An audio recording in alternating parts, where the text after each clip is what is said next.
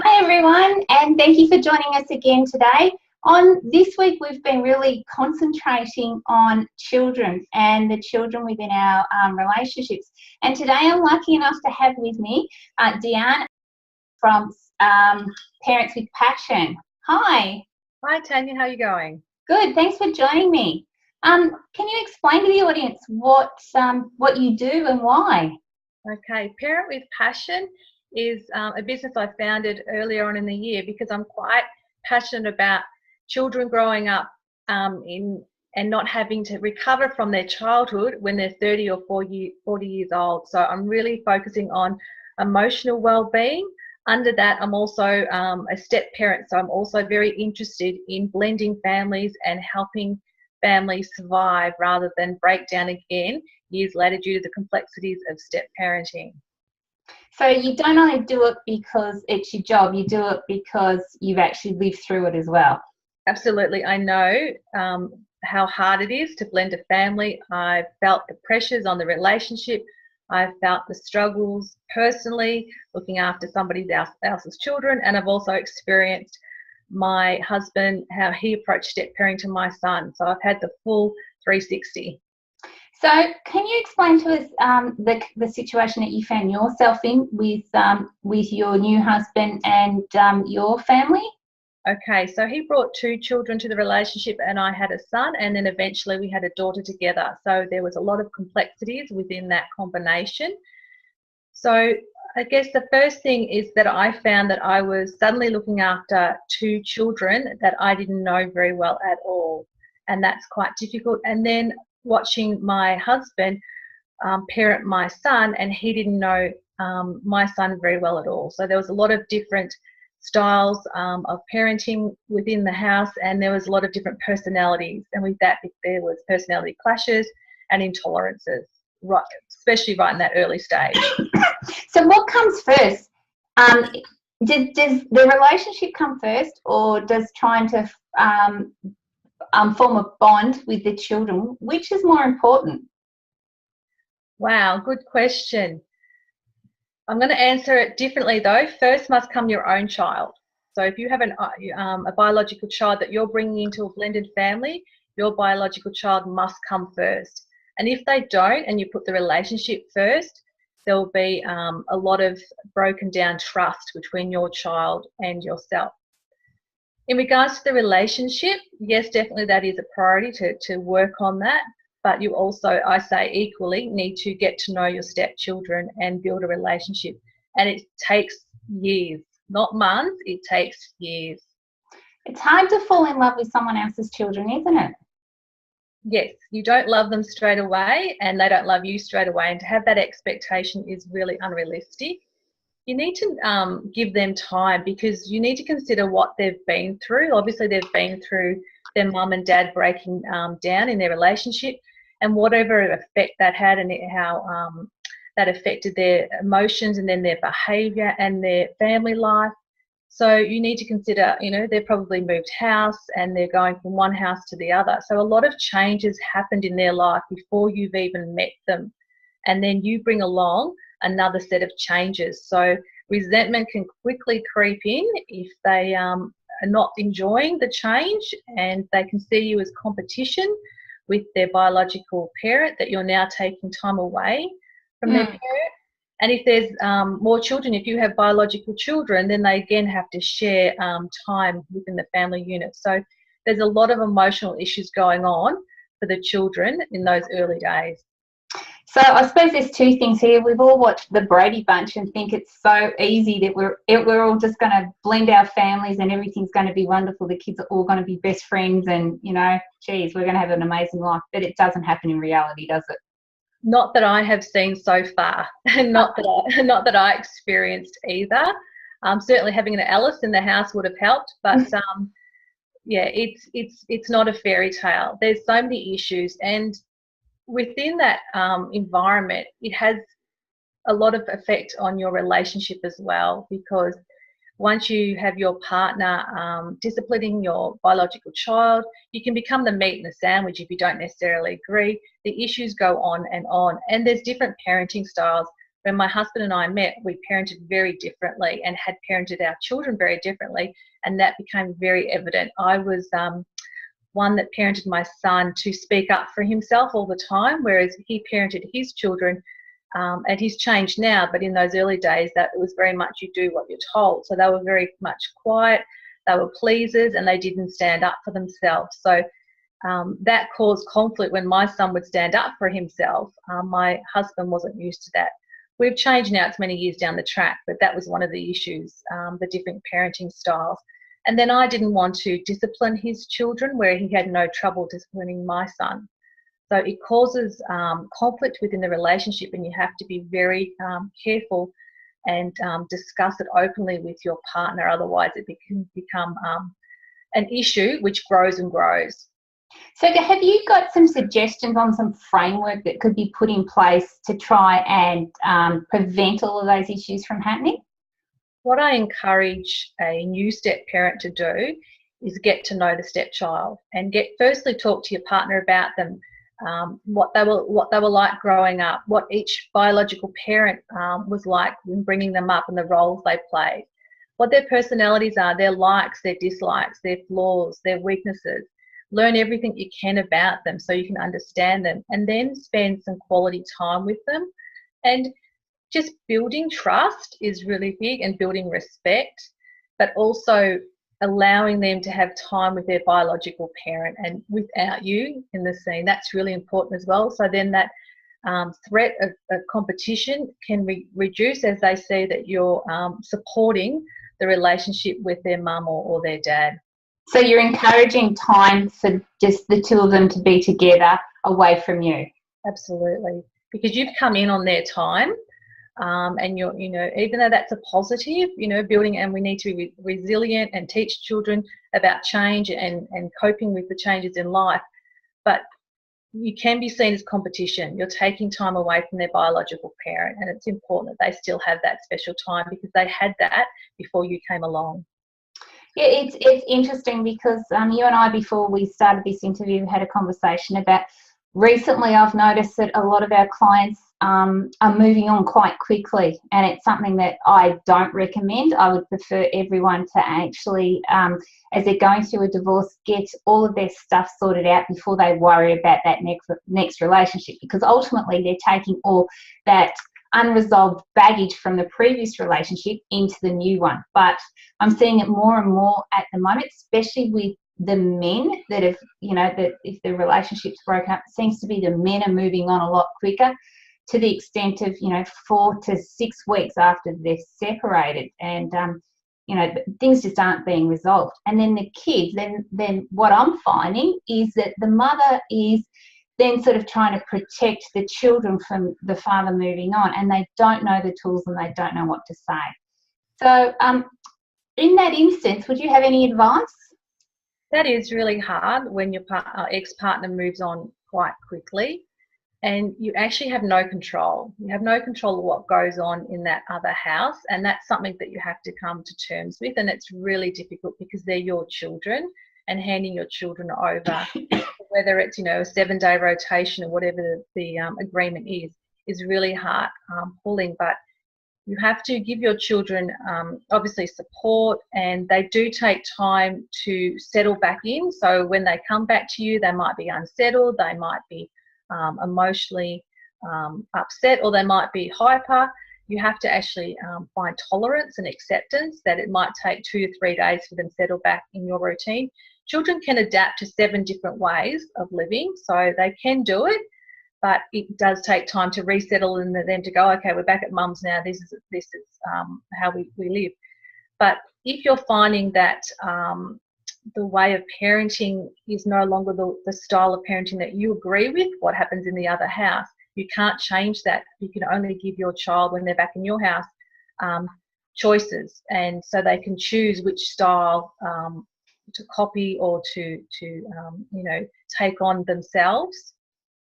So you were saying before that when you and your husband first moved in together, you had one style of parenting and your husband had another style. How do you address that within the relationship? We had to do it fairly quickly because I didn't like the way he was speaking to my son.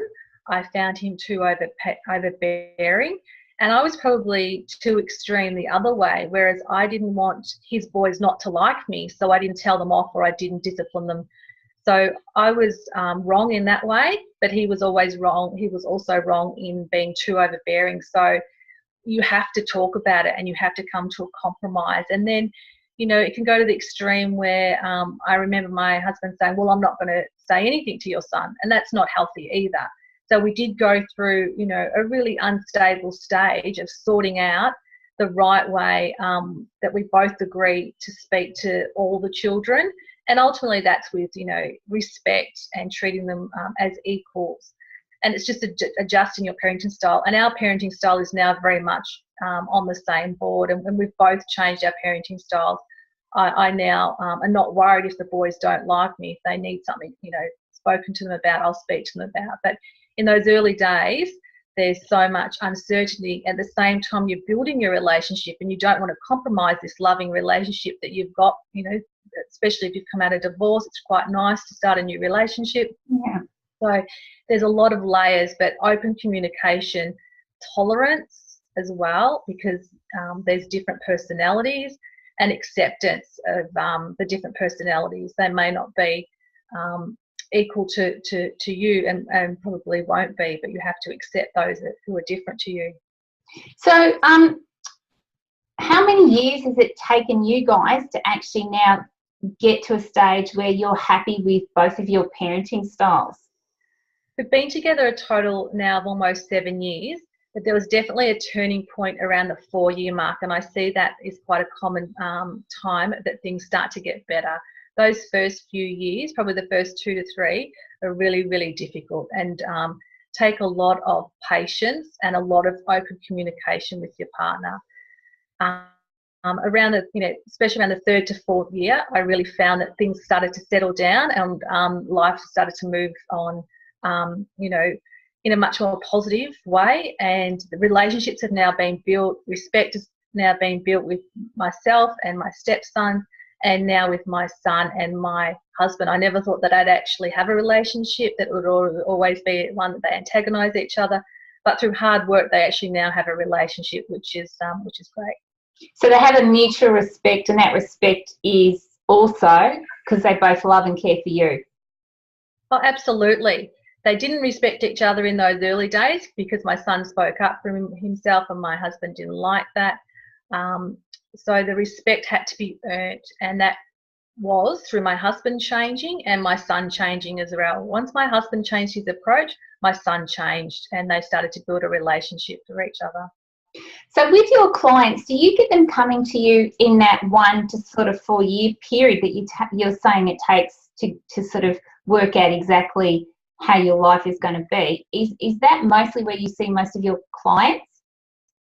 It's usually around the relationship that they're having, that in that earlier period, they're struggling with the relationship, and it just needs open communication. And some people don't want to tell their partner that they're struggling with their partner's children because of the way it makes them look, or they might not want to say, particularly women, that they feel resentful, that they feel like a slave, that all they're doing is being, you know, cleaners, cooks, and so on to these children that they actually don't have a relationship with in those early days. When that's consistent, resentment creeps in pretty quickly, and women are really reluctant to mention that to their partner for fear of what the response will be. And what are your tips for that? Resolving the resentment. So looking at an individual way of situation, where are you feeling resentful? And so I experienced it in those early days. All I felt was that I was a cook and the kids would just stay in their room and come out when it was time to eat, then go back into their room. So I got them cooking with me, and that took the resentment away overnight, and it actually really helped me develop relationships with my stepsons.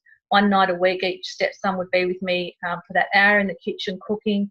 We developed a respect for each other. We had fun, and it helped take away the resentment as well as developing a relationship with them. So that was really, really positive. So my advice would be, if you're feeling resentful, look at what's causing it and how can you change that so it goes, because it's a really unhealthy emotion to have.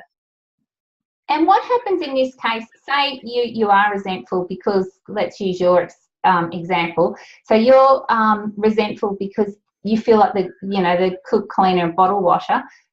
Say your new husband doesn't actually support you in getting the kids out and helping you. What do you do?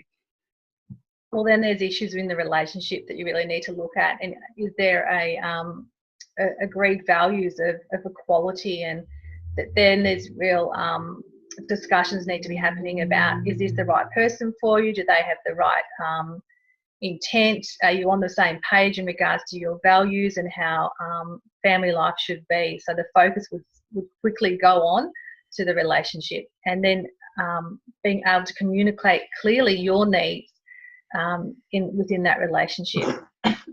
Sorry. So what you're actually saying, and what I can see from this, is that you've got to have, before you amalgamate two families, the key is to make sure that your framework is really solid. You've got to have the same values or similar values.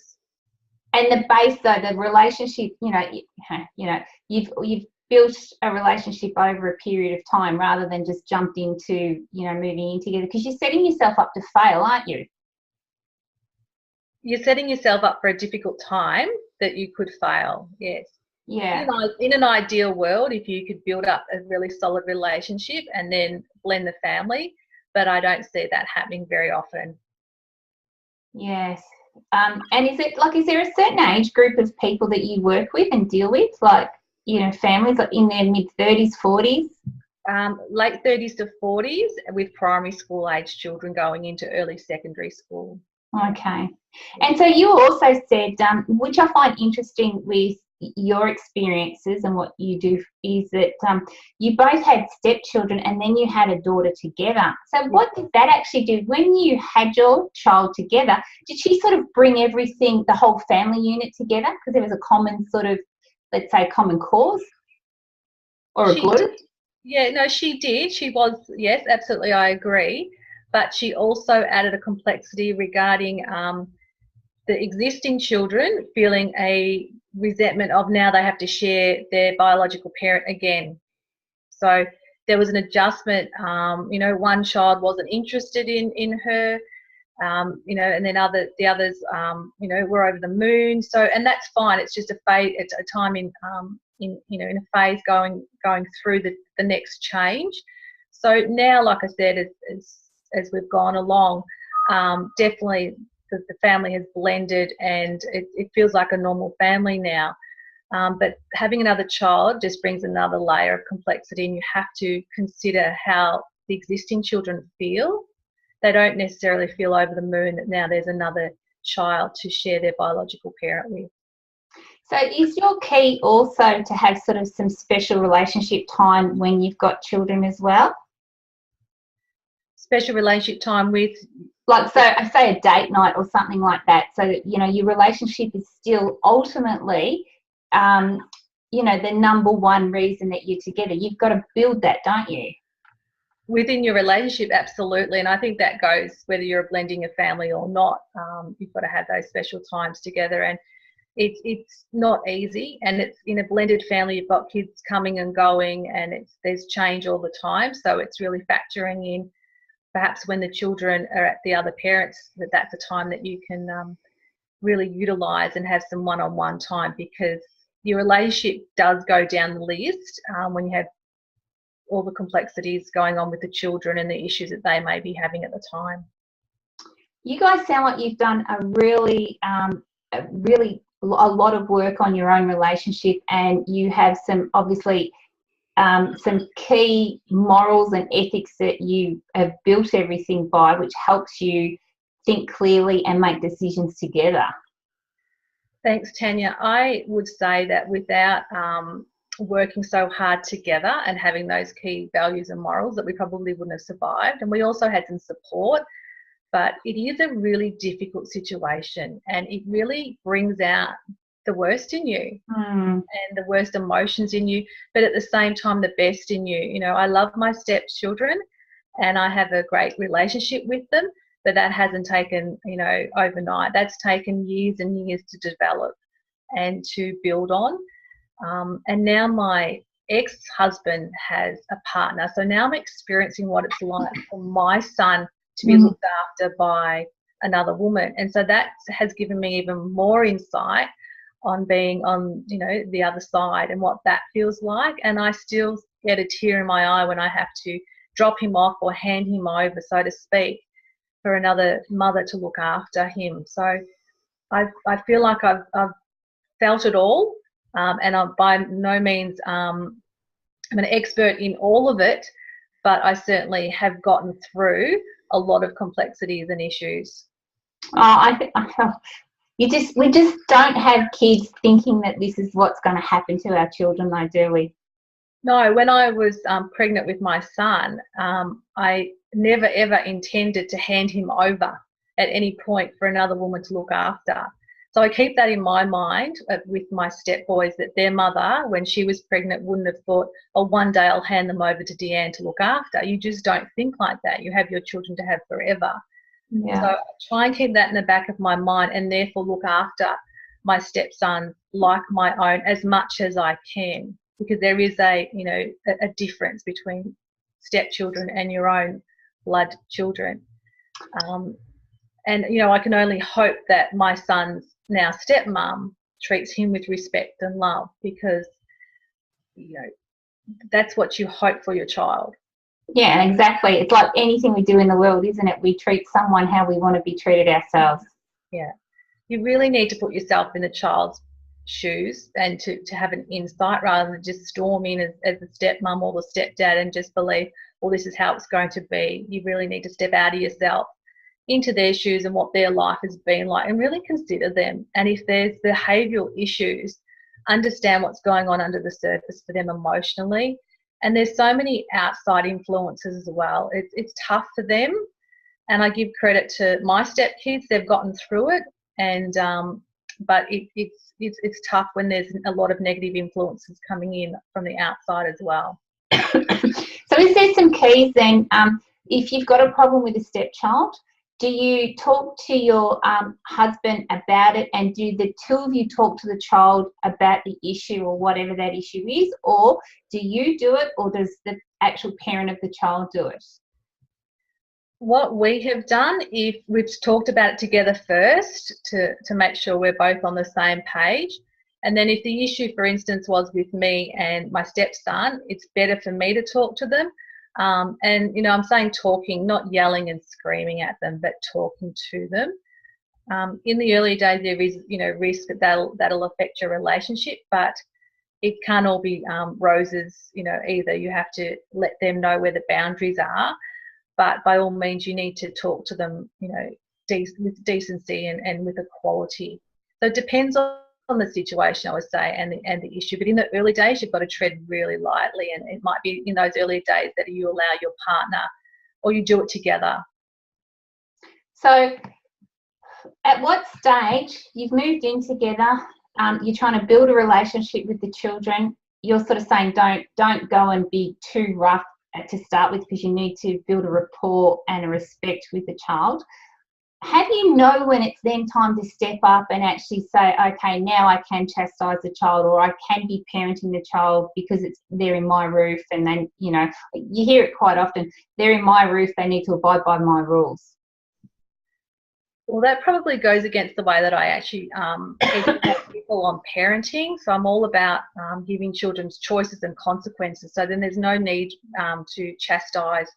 There's, you know, to outline, well, this is your choice and this is the consequence. And if they choose a choice that has a negative consequence, then I would outline, well, that's your choice that you made, and now that you have to live with that negative outcome. So my approach to parenting is probably very different to a lot of other people, or the normal parenting approach out there, which is what you said, this is my roof, they'll do as I say. That's a very old-fashioned style of parenting, where we have taught our children from very early, you know, as young as when our daughter was 2, she has choices, and then she learns the outcome. And in that, they're building resilience and confidence and independence rather than depending on us to make their choices and pleasing us, doing what we tell them to do. So you have to think about it. If you're coming into a stepchild's environment, if that was you, would you really like someone coming in and telling you what to do and telling you how to do it, and you don't really know them? You're not going to build a healthy relationship with that type of style. It's obviously you don't want to be walked over. And I was lucky; my stepsons were really respectful to me from day dot. So if you've got a child that is being negative towards you and you've got an issue from the very start, then you obviously don't put up with that just for the sake of not, saying too much in those early days. You have to stand, up for yourself in a polite way though as well, not coming down on them like a ton of bricks so that there'll be no relationship at all. Does that make sense? Yeah, it does. So when clients come to you then, do you actually teach them this parenting style? Because I absolutely love what you're talking about.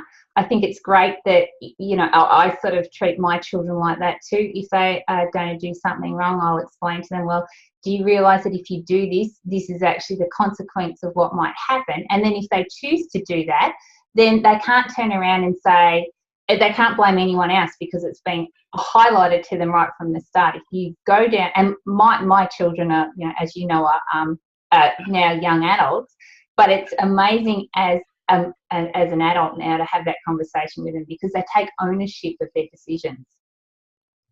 For sure, and it's a lifelong skill. And if you make all the choices for your children, we'll expect a dependent adult, really. And that's unfortunately the sort of kids that we're now bringing into society, aren't we? The kids that are just always, either the parents have to go up to school because they've been in trouble for something, or we're, I heard a story the other day. An employer was saying that he employed someone and he was 22 or something, didn't like what the boss had said, so he said, "Oh, bugger it," and just walked off. We can't live like that. We can't have a life that, if you can't be told to do something because your employer's paying you, and they're the sort of problems we're going to have if we don't allow our kids to make the choices for themselves. Yeah, it's building confidence. And the majority of parenting style is authoritarian, so that's telling them what to do and making those decisions for them. And it's fairly much the opposite to what I advocate, and that is that choice method and building resilience and building, allowing them to be themselves rather than be suppressed or repressed. And we usually parent the way that we were parented unless we make a informed choice to be different. But most of it is experience. So when something comes out of your mouth and you say, "Oh, I sound just like my mother or my father," and you know what it feels like being on the receiving end of that, and it makes you sick that it's just come out of your mouth. So my focus is always on us as adults. We need to change so then we can provide a healthier childhood for our children, that they don't have to sit when they're 30 and 40 in front of a psychologist to get help for issues from their past.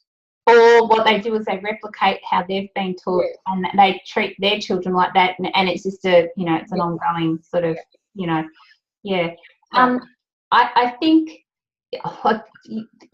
how you do it and what you do, I think, is amazing. I think there's a whole pool of people out there that are struggling with this. And if I was to throw a scenario at you, I'd love for you to actually give us some advice or guidance. But say it was dinner time, the mother's come home and the father, they've worked hard, they've cooked dinner, and they're expecting the children to clear the table and they don't. The kids just get up and walk away. In that, how do you talk about consequences of not cleaning up and all that? Or, is it about mutual respect and hang on, we've been to work all day and, not that they've obviously been at school as well, but how do you act if that's a continual thing that's happening night after night after night? Well, you'd act straight away so it doesn't happen night after night after night, and the children need to know what's expected of them to begin with. So you'd need to have a informal discussion of, okay, when we get home, we'll have dinner cooked for you, but we expect you to clean up. So my style of parenting would be, if they don't clean up, then the next night they don't get dinner. How does that go? They will quickly learn. Okay. They learn. And so that's tough for some people. But if they're teenagers and they're old enough to get it, they just don't get dinner. So we've had examples where I've asked for help in whatever regard and haven't got it. And then 2 days later, I've had, that particular child come to me and say, oh, can you take me to my mate's house now? And I've said, no, I haven't. And this is why, because you didn't help me the other day. Oh, and how does that go down? They learn. Yeah. Okay, so yeah, that's great. There's some really good information that you've been providing with us today. That's wonderful. So where can people find you? And obviously they can contact you and work with you if they need to. Thanks, Tanya. I have rooms in Mornington and Frankston. Website is www.parentwithpassion.com. Facebook, there's a Facebook Parent with Passion, and there's a Facebook only for step parents, and that's Step Parent with Passion. I really concentrate on the grown-ups, mum and dad, on changing their approach and giving their child a voice, so getting into your child's point of view. I'm really concentrating on breaking that negative cycle that you talked about earlier. I really would like to see that change. So I believe that emotionally we're actually not growing. We're growing in regards to technology and that, but emotionally we're no more happier than we were 50 years ago. And that's because we just keep passing that negative cycle, those negative patterns on and on. So we need to stop that, so that the buck needs to start, with us. If we make a change and stop putting our emotional baggage onto our children, then we've broken the cycle, and we can at least give them a chance. With step parenting, there's that other added complexity in families, and it is tough. It is actually really tough, but worthwhile if you can work really hard through your issues. It's very rewarding and very fulfilling to live successfully as a blended family, absolutely. So I really focus on emotions and then behavioural issues coming from emotions and basically breaking that negative pattern. Oh, and I think there's something else that you do so wonderfully, and I think just to build the family that you have, you're doing it with love and compassion, and you're putting your kids and your stepkids, you're putting their wishes first above your own in a lot of cases as well. I think you've got to be commended for that, because it's very, very tough in a new relationship, and my hat goes off to you. I think you've done a great job. Thank you for letting me speak today. That's okay. Actually, I just have one more question. So if we had clients that actually weren't near Mornington or Frankston, do you do things, can you help via Skype or Zoom or something like that if they needed to talk to you? For sure. Absolutely. Yes. Okay, that's great. Well, thank you for being here. Thank you for your nuggets of gold, because I think you provided some great stuff here, and life isn't easy. Divorce, relationship, children, none of it is easy. And if we can provide some little bits of help to our audience and to people that are really struggling, that's what we're here to do. So thanks again. I really look forward to seeing you soon, and thanks everyone for watching. If you've got any issues or you are struggling with a divorce, please, you can contact me at tanya@tanyasummerton.com. I am the Divorce Angel, and we help people step by step through their divorce for anything that they need, whether that be counselling, child psychologists, Deanne, beautiful business, lawyers, financial advisors, accountants, anything. So please contact me, and we'd be more than happy to give you a 30-minute free consultation. So thanks for joining me, and we'll catch up again soon. Sure. Bye. Thanks.